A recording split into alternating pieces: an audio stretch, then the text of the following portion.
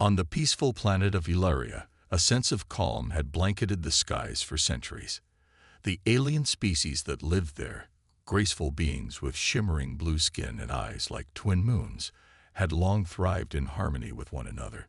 Their cities stood tall and elegant, made of flowing structures that seemed to breathe with the winds. Eularia was a place where nature and technology danced in perfect balance, a paradise that many across the galaxy envied. Life on Eularia was centered around learning, peace, and cooperation. The people had long ago abandoned the weapons of war. They were a species focused on growth, sharing knowledge, and understanding the universe around them. They spent their days gazing at the stars, exploring the mysteries of space, and engaging in friendly exchanges with other peaceful civilizations. The Eularians believed that if they treated others with respect, they would receive respect in return. But this peaceful existence would not last. One quiet afternoon, a flash of light tore across the sky, breaking the calm like a thunderclap. A massive dark ship appeared on the horizon, its sleek, menacing shape cutting through the clouds. The Eularians had seen ships like this before, but never this large. They watched as the ship descended toward their planet, sending ripples of fear through the population. The ship's design was foreign, its technology far beyond anything the Eularians had encountered. It was clear, this was no peaceful visit. The ship hovered above the planet, casting a long shadow that seemed to swallow the land. Inside the city's council hall, the leaders of Eularia gathered in urgency. Their once confident demeanor had now been replaced with worry. They had always believed that their peaceful ways would protect them, but now they were unsure. The calm they had enjoyed for so long felt fragile in the face of an unknown threat. "I don't understand," said Governor Felon, the eldest of the council members, his voice trembling with uncertainty. "We have no enemies. We've lived in peace with every species we've encountered. Why would they come now?" "There is something off about them," said Councillor Rilna, her eyes fixed on the monitor screen showing the strange ship's descent. "Their presence feels unnatural." As the minutes passed, the ship began its descent, sending small tremors through the ground. The entire city had grown silent, as if holding its breath. The Eularians had learned to listen to the hum of the planet, to feel the pulse of life that connected them all. But now, that pulse seemed to have vanished, replaced by an ominous stillness. Without warning, loud crackling sounds filled the air as the ship activated strange weapons from its hull. Eularian defenses, which had always been more focused on protecting the environment and wildlife, now felt utterly inadequate. They were not prepared for this kind of attack, for this kind of force. "What are they doing?" Councillor Rilna gasped. "They're destroying our satellite network." The lights flickered as their communication systems were taken offline. A feeling of dread swept through the room. The Eularians, who had never known war, were now on the verge of losing everything. Their first instinct was to offer peace, but the visitors seemed determined to prove they had no interest in talks. They had come to take what they wanted. "Governor," Rilma spoke urgently, "we need to reach out for help. We cannot fight this battle alone." Phelan nodded grimly.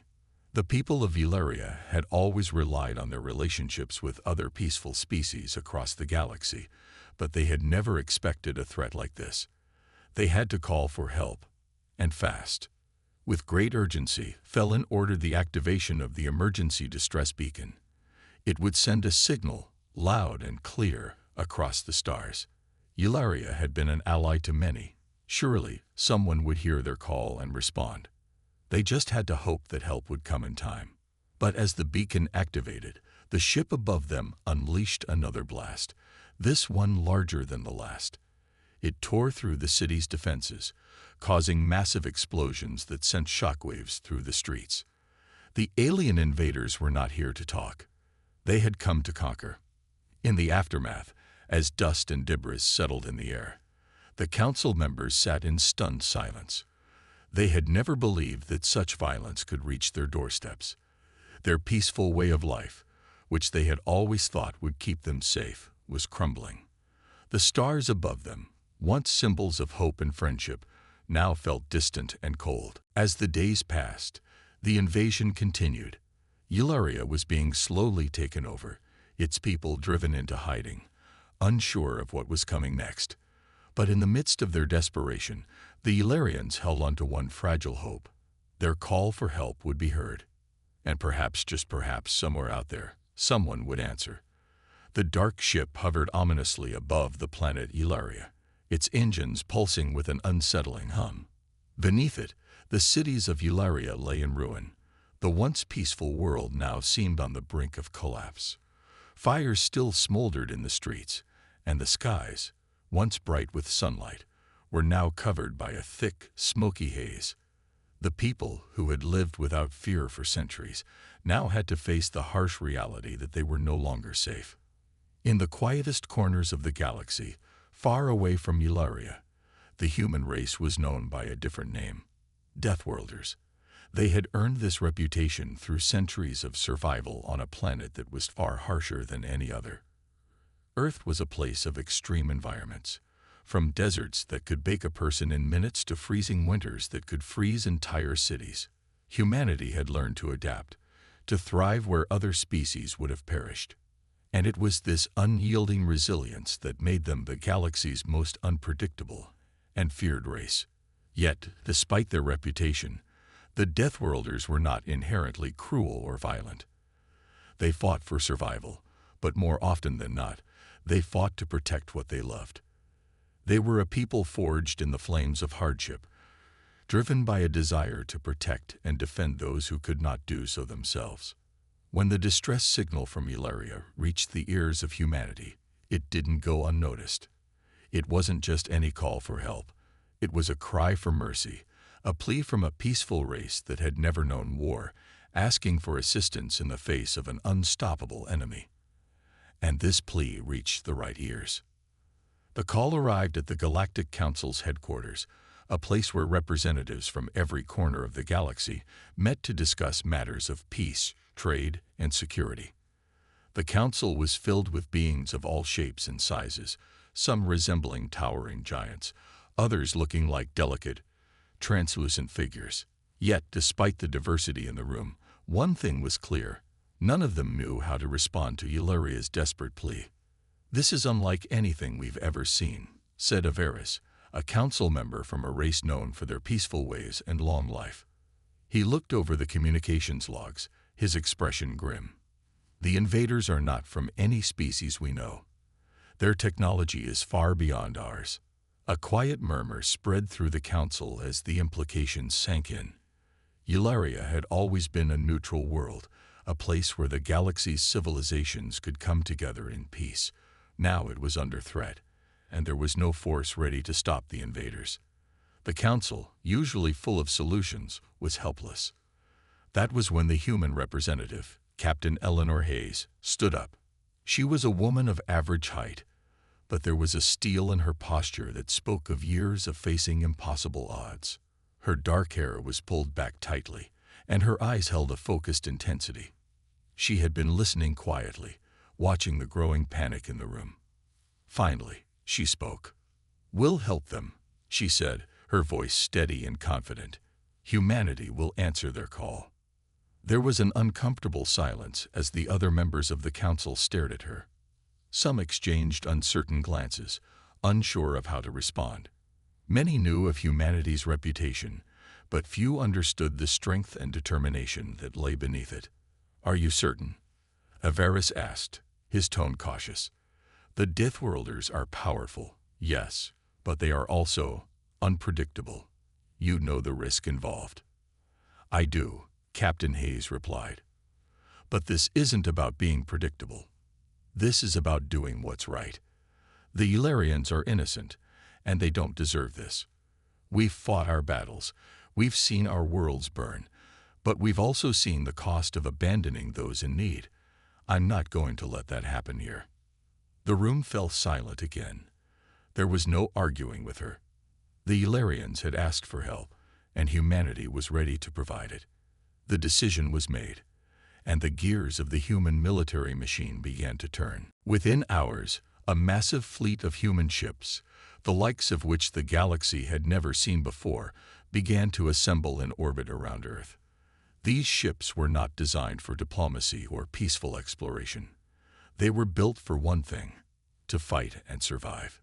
The human fleet was a collection of the most advanced warships, each one bristling with cutting-edge technology. But it wasn't just their ships that made them feared across the galaxy. It was their soldiers.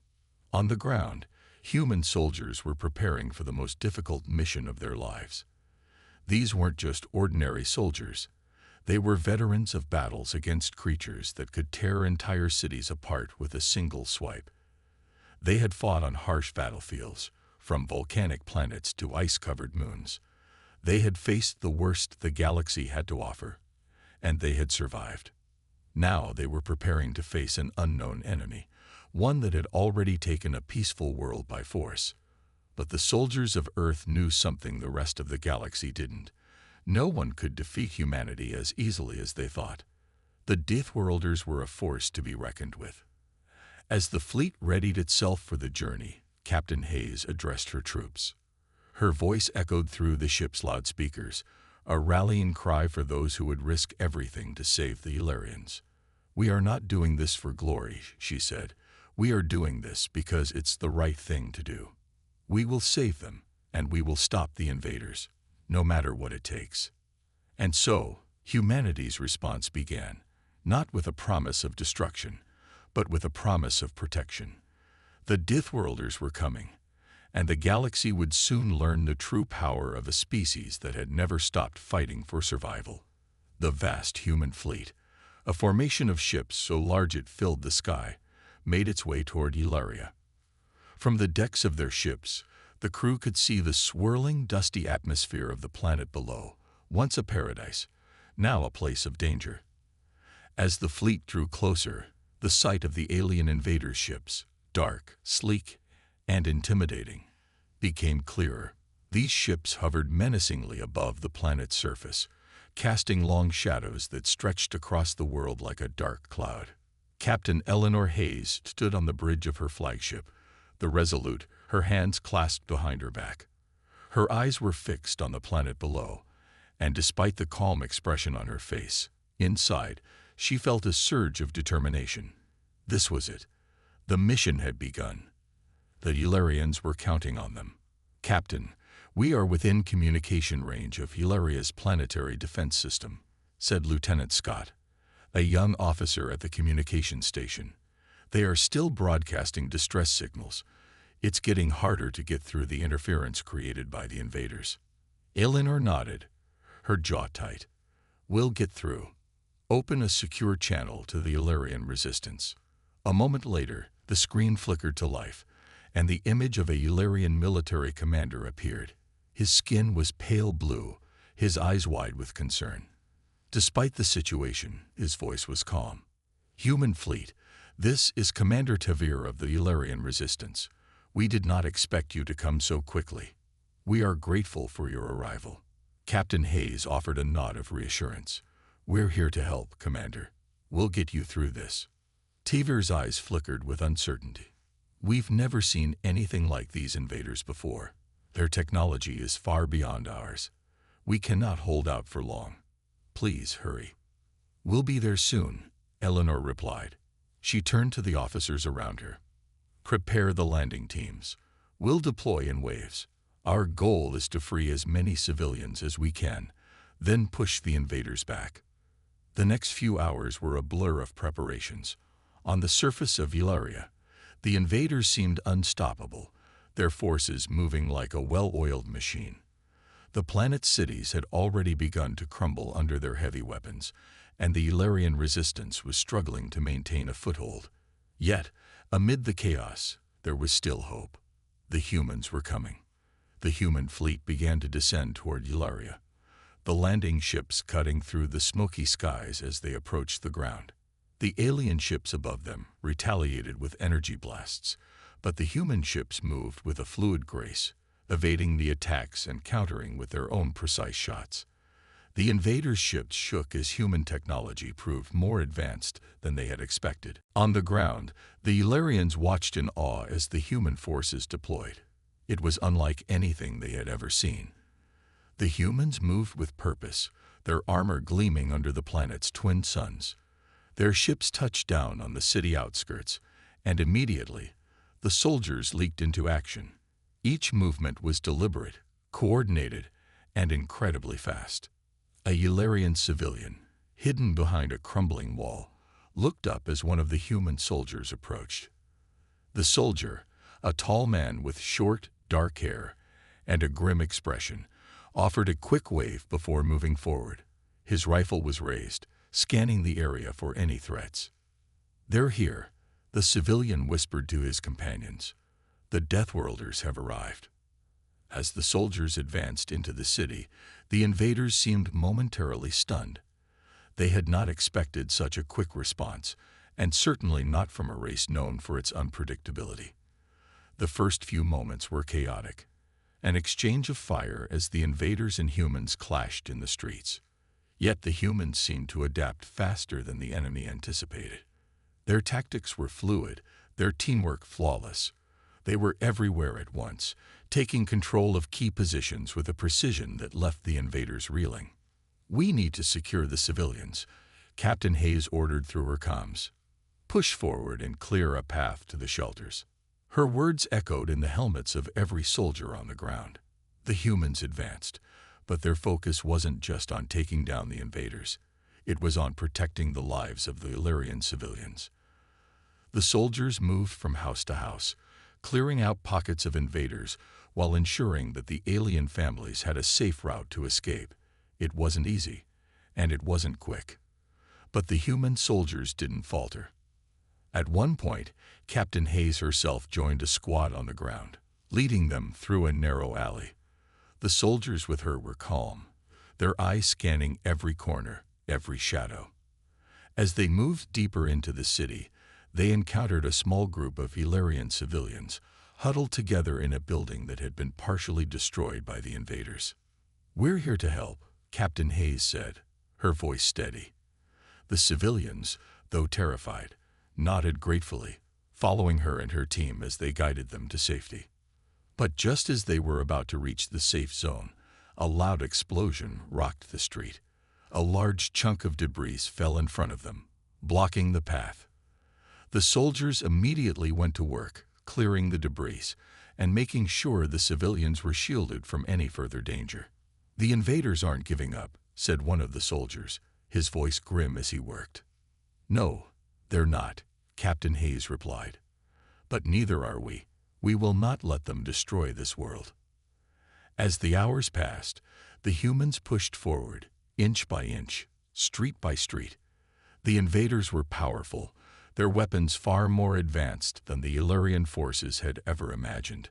But humanity was driven by something that the invaders didn't understand, an unbreakable will to protect, to fight for those who couldn't fight for themselves.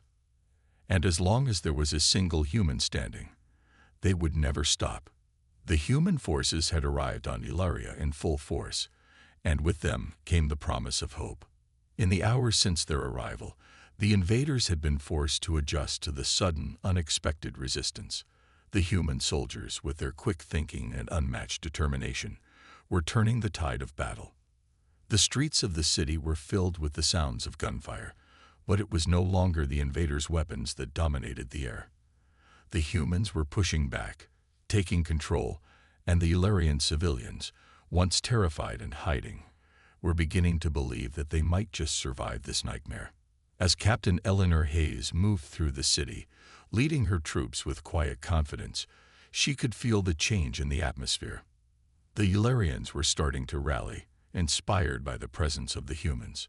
The streets, once filled with despair, were now alive with the determination to fight for survival. The civilians, guided by the human soldiers, were being taken to safety, their paths guarded by the very force they had called for help. However, the invaders were not going down easily. Their ships hovered above, relentless in their bombardment. The ground trembled beneath the force of their weapons, but the human soldiers pushed forward, undeterred. "We're almost there." Captain Hayes spoke into her comm, her voice steady as always. "The evacuation shelters are just ahead.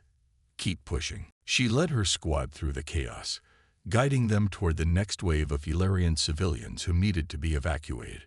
The city had been heavily damaged, but they were making progress. The invaders, although strong, were showing signs of weakness. They had not anticipated this level of resistance, and now the humans were exploiting every opening they could find. In a nearby command center, Commander Tevir watched the battle unfold through his own set of monitors. The Illyrian resistance, although small compared to the invading force, was growing stronger with each passing moment, thanks in large part to the human intervention. He could see the invaders' coordination faltering. They were not accustomed to such tenacity. "The humans are relentless," Tevir said quietly to his officers. "I don't know how they do it, but they keep coming. They fight with purpose." One of his officers responded, "They fight like they have nothing to lose." It was true. The humans had something that the invaders could never understand, a deep, unshakable drive to protect those they cared about. For the invaders, the battle was about domination, but for humanity, this fight was about survival, not just for themselves, but for the innocent, for the Illyrians who had never known war. As the day wore on, the invaders seemed to grow more desperate. The humans were not giving up, not backing down. With every victory, no matter how small, they drew closer to victory. The invaders began to miscalculate, sending reinforcements to places where they were no longer needed, abandoning other parts of the city where the humans were making the most significant gains. Captain Hayes was the first to notice. She turned to her second-in-command, Sergeant Jameson, as they surveyed the battlefield from a nearby rooftop. "They're losing their grip," she said. "We've got them on the run." Jameson nodded, wiping sweat from his brow. "They're starting to scatter, ma'am. We need to hit them hard, fast. We'll break their morale." Hayes agreed. The time had come to push forward with all their strength.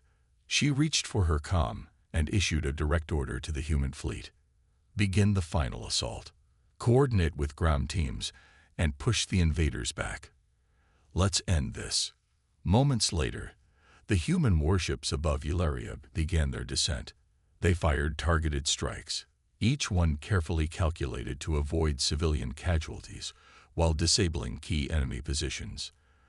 The ground teams coordinated seamlessly with the fleet, creating a relentless wave of pressure that the invaders were unable to withstand. On the ground, the human soldiers surged forward with renewed strength, pushing the invaders out of the city and back into the outskirts. It wasn't easy. The invaders fought fiercely, but they were no longer fighting with the same confidence they had before. Their tactics were disorganized, their weapons less precise. The human forces were overwhelming them, cornering them into a final stand. "We've almost got them," Sergeant Jameson said, his voice filled with determination as they advanced through the ruined streets. "We're not stopping until they're gone," Captain Hayes replied firmly. The final push was underway. The invaders' last-ditch defense came in the form of a heavily armored unit that had been hiding in the ruins of an old building. The humans quickly located their position and, with surgical precision, took it out. The enemy forces, now in disarray, began to retreat, their ships lifting off into the sky as they tried to escape the overwhelming human onslaught. But the human soldiers didn't let up. They followed the retreating forces, ensuring that no invader would slip away to return another day. The battle, which had seemed impossible at the start, was now nearing its end. With the invaders on the run, Captain Hayes stood on the steps of the Illyrian City Hall, looking out over the battlefield. Her soldiers were still moving through the streets, ensuring that every civilian was safe and that the city was fully cleared of enemies. The sky, once darkened by smoke and fire, was now beginning to clear. "Captain, we've done it," Sergeant Jameson said, standing beside her. "The city is secure." Eleanor nodded, but there was no time for celebration. There was still much work to do. Illyria had been saved, but the fight for peace was ongoing. "We've saved them," she said softly, her voice filled with quiet pride. "But we've shown them something else too. Humanity never gives up. And now, the galaxy will know." The battle was over, but the message had been sent. The Deathworlders had arrived, and they had shown their strength, not through violence, but through the unbreakable will to protect and defend. The sky over Ilaria had cleared, and the once devastated planet was slowly beginning to heal. The human forces, having driven the invaders off the planet, were now focused on restoring order. Captain Eleanor Hayes stood with her officers in the command center of the Illyrian capital, surveying the data on the large holoscreen. The battle was over, but the work was far from done.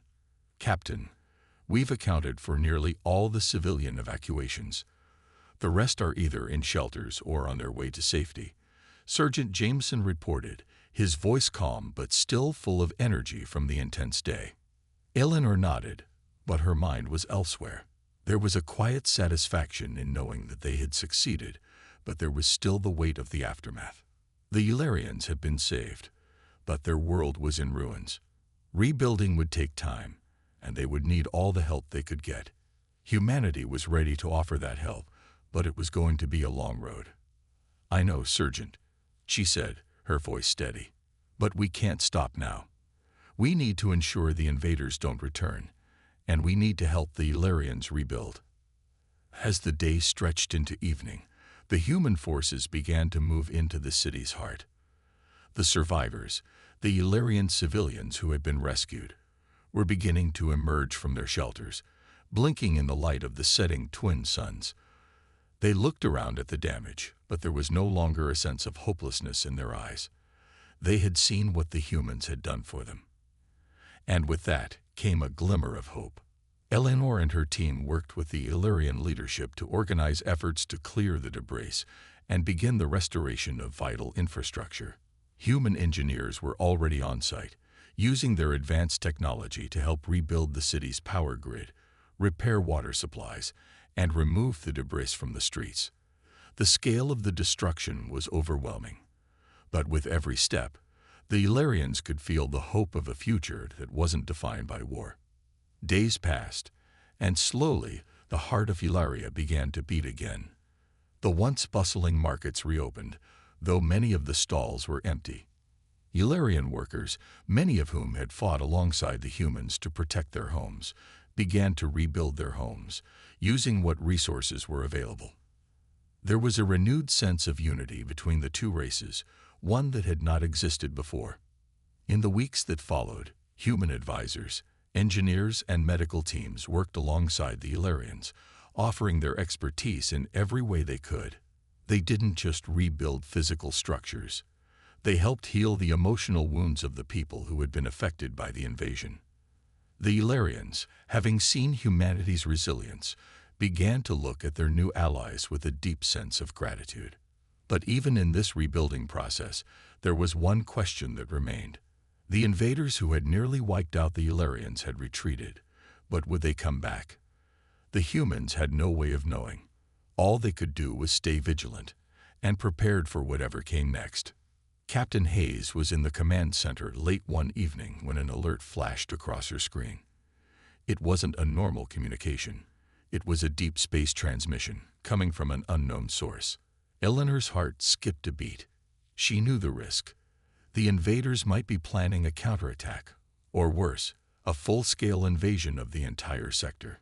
Humanity had no intention of letting that happen, not after what they had already sacrificed to save Ilaria. "Captain, you need to see this," Lieutenant Scott said, his voice tense as he gestured to the screen. Eleanor moved quickly to his side.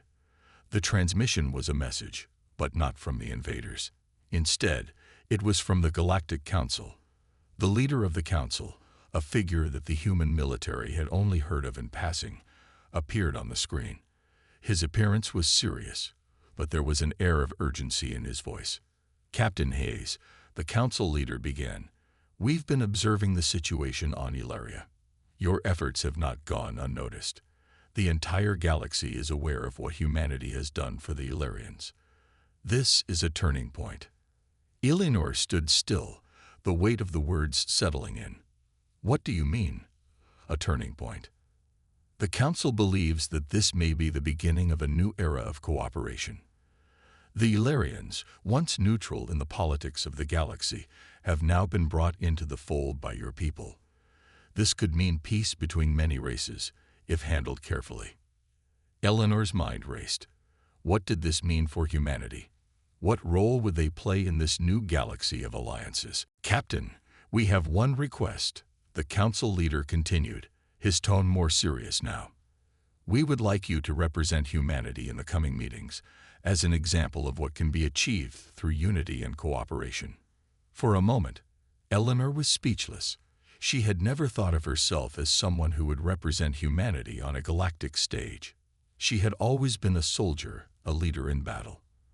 But now she was being asked to take on a role that was far bigger than any mission she had ever led. I'll do it, she finally said, her voice steady. Humanity will do whatever it takes to help bring peace to the galaxy. We've already shown that we're willing to fight for it. The transmission ended, and Eleanor stood there for a long moment, processing the weight of the decision. The galaxy had just witnessed the power of humanity, not through war, but through compassion, strength, and the willingness to help those in need. The message had been received loud and clear. The Illyrians had been saved, and now, the Deathworlders were becoming a symbol of hope for the galaxy. The work on Eularia continued, but a new chapter was beginning. It was one of peace, one of alliances, and one that humanity would shape in its own image. The future, though uncertain, was filled with possibility. The days after the transmission from the Galactic Council were filled with activity. Captain Eleanor Hayes, now a symbol of humanity's strength and compassion, was preparing for the upcoming council meeting. It was a daunting prospect, an opportunity to represent humanity on the galactic stage. But Eleanor was no stranger to challenges. She had led her soldiers through countless battles, and now she was preparing to lead humanity into a new chapter of interstellar diplomacy.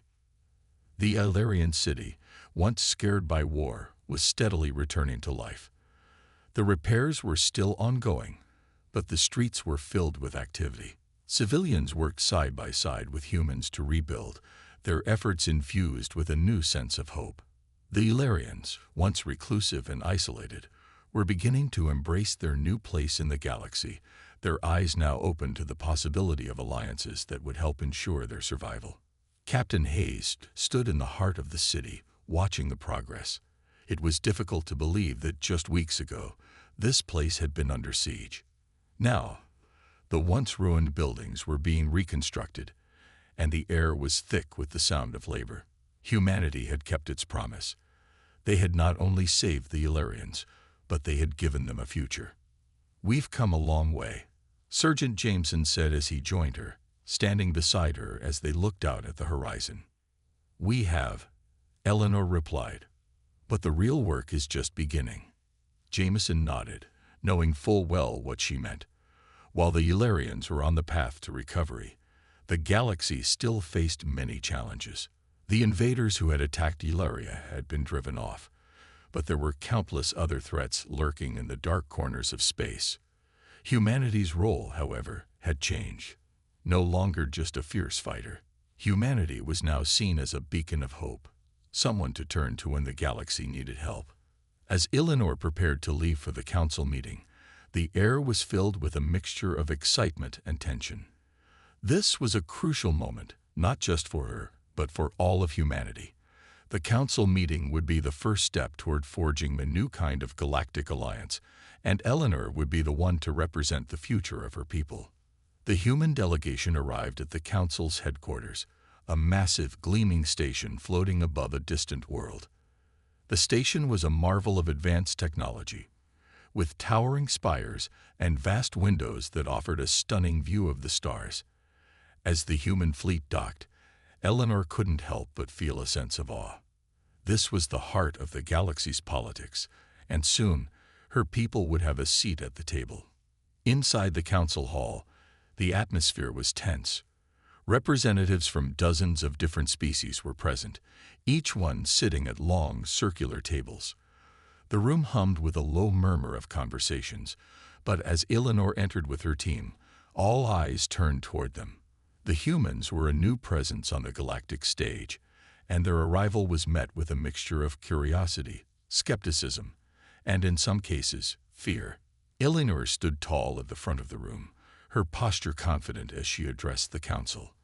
The beings before her were unlike any she had ever encountered: tall, short, humanoid, insectoid, and everything in between. Despite the differences in appearance, Eleanor could see the shared interest in their eyes. They wanted to know what humanity had to offer, and she was ready to show them. Esteemed members of the Galactic Council, she began, her voice steady and clear, I stand before you as a representative of humanity, not just as soldiers, but as a people who have fought, and will continue to fight, for the protection of all life. Her words echoed through the room, and for a moment, the council members were silent. The weight of her statement hung in the air. Humanity was not just here to represent its own interests. They had come to the council with an offer of protection, cooperation, and peace. We have shown our strength in battle, Eleanor continued, but we have also shown our capacity for compassion. We have fought for the Illyrians, and we are ready to fight for others in need. We will not stand by it while innocent lives are threatened. Our strength is not just in our weapons, but in our willingness to protect those who cannot protect themselves. The room was still. Then, slowly, one of the council members, a tall, elegant being with shimmering silver skin and large dark eyes, spoke. Captain Hayes, your people have proven themselves in ways we did not expect. You have defeated the invaders, not just with strength, but with honor. However, our concerns remain. Can humanity truly be trusted to join the council and uphold the delicate balance of power in the galaxy? Eleanor met the being's gaze, her expression unwavering. You have my word, she said firmly. Humanity is committed to peace, but peace requires strength, and we are not afraid to use that strength when needed. We will not allow the galaxy to fall into chaos. Another council member, this one a short insectoid creature with multiple arms, added, and what of your military? Will you remain a powerful force, ready to intervene at any moment? Eleanor's answer was immediate. Yes, but we will never use our power recklessly. We will fight for justice, not control.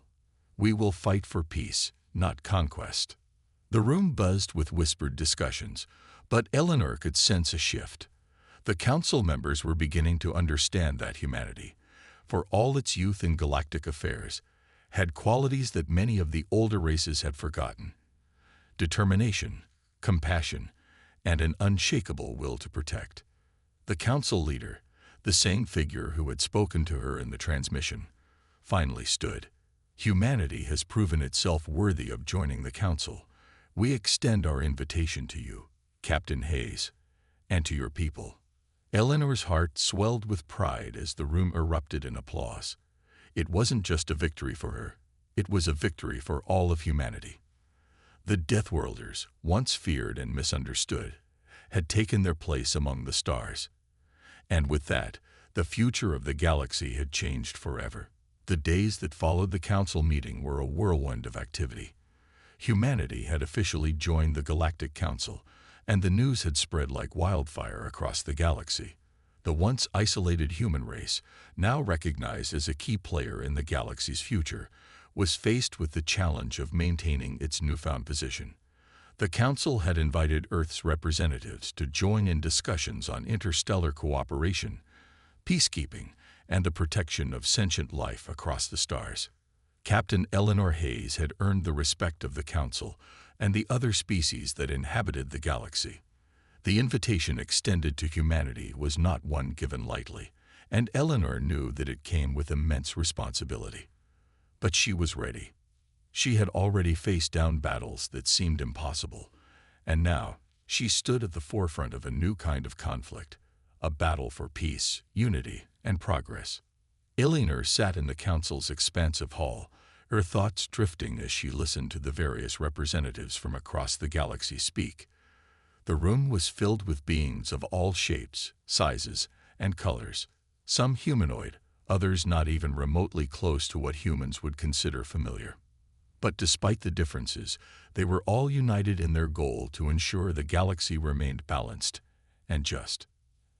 As she sat there, a small, soft voice beside her spoke. "Captain Hayes, may I ask how you think humanity can help the galaxy?" It was a young Illyrian diplomat, still learning the ways of the Council, but eager to make a difference. His eyes shone with hope, mirroring the sentiment of his people. Eleanor turned to him, offering a gentle smile. "Humanity can offer strength when needed, but we can also offer something just as important: hope. We've shown that even in the darkest moments, we're willing to fight for others. We won't let the galaxy fall to those who would bring harm to innocent lives." The young Illyrian nodded thoughtfully, his eyes reflecting admiration. "I see," he said. "That is why we trust you." It was moments like these that reminded Eleanor why this mission mattered so much. Humanity had been thrust into the galactic stage not by choice, but by their actions, by their willingness to stand tall in the face of overwhelming odds and protect those who needed it most. And now they were being asked to help lead the way toward a peaceful, cooperative future. The days turned into weeks, and the human delegation, along with their Illyrian allies, worked tirelessly within the Council to promote new agreements for peace and mutual defense. These agreements would ensure that no race would stand alone in the face of invaders, and that all races, no matter their size or strength, would have the opportunity to thrive without fear of being conquered. Humanity's role in these discussions was vital. They'd brought a unique perspective to the table, one that combined fierce determination with compassion. The other species of the Council had long been accustomed to diplomacy and negotiation, but the humans showed them that diplomacy could be combined with action. Humanity's strength, both in intellect and resolve, was the driving force that was pushing the galaxy toward a better future. As the weeks passed, Eleanor continued to meet with various species, offering humanity's resources and expertise in every area they could.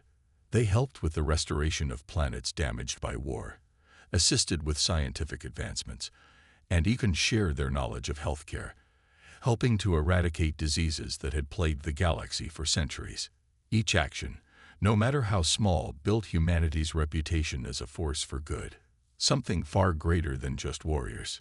One day, as Eleanor walked through the bustling streets of a galactic city where the Council met, she reflected on how much had changed. The galaxy, once a place filled with distrust and division, was now on the path to unity. The Illyrians, once a species on the brink of extinction, were now thriving, their cities rebuilding with the support of their new allies. But it wasn't just the Illyrians who had benefited. Other races, too, were beginning to work together, their differences set aside in favor of something greater. Eleanor knew that the road ahead would not be without challenges. There would always be those who sought to disrupt the peace, to sow division and chaos. But humanity had shown that they could overcome even the greatest obstacles, and they would do so again, with the same determination that had brought them to this moment. "Captain Hayes," a familiar voice called out to her as she walked through the city's vibrant marketplace. It was Tever, the Illyrian commander who had fought alongside her to save his people. His presence was a reminder of just how far they had come. "Tever," Eleanor greeted him with a warm smile. "I was just thinking about how much has changed since we first met. It's incredible." Tever nodded, his expression thoughtful. "It is. Your people have shown us all that strength is not just in fighting, but in standing by others when they need it most. Humanity is a beacon for all of us." Eleanor glanced out over the horizon, where the twin suns of Illyria set, casting a golden glow over the city. The future was still uncertain, but one thing was clear: humanity had found its place in the galaxy. And with that, the galaxy itself had changed. It was no longer a place divided by fear and suspicion. It was a place where different species, different peoples, could come together to build something better. As the sun dipped below the horizon, casting its final rays over the city, Eleanor made a quiet promise to herself. She would continue to fight for this future, for peace, for the lives of those who could not defend themselves. Humanity had shown the galaxy what it meant to stand together, and she would ensure that the message was never forgotten. The story of the Deathworlders, once feared, now admired, was only just beginning.